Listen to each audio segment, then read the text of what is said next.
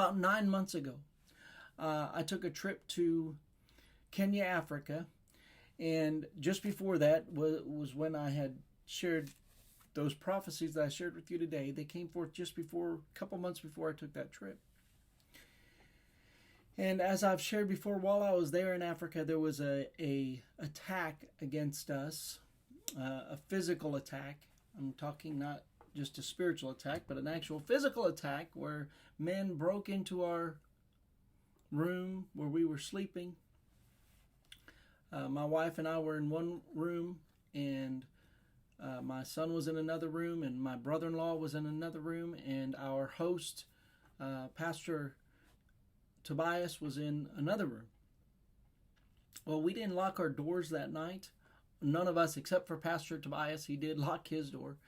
And when they got into the building where we were staying, the bed and breakfast house that we were staying in, which was basically on the grounds of this hotel. There's a hotel there, and then also this guest house that had the 4 bedrooms in it. When they got there and they broke into our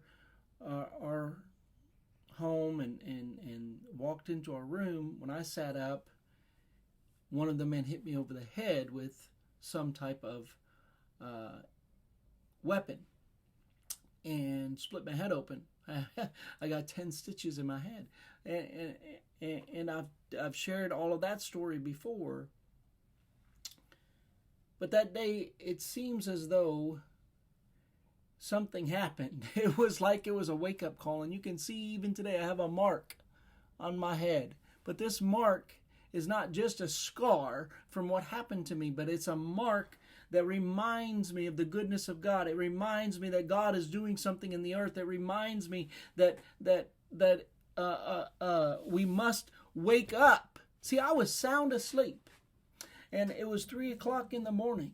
These men walked into my room and woke me from a sound sleep. It was a very rude and crude wake-up call, but a wake-up call nonetheless. And the Lord is showing me that He is bringing, and not in the way that these men brought it, not in an evil sense, but God is saying it's time to wake up as a church, to wake from our slumber and to make a difference in the world.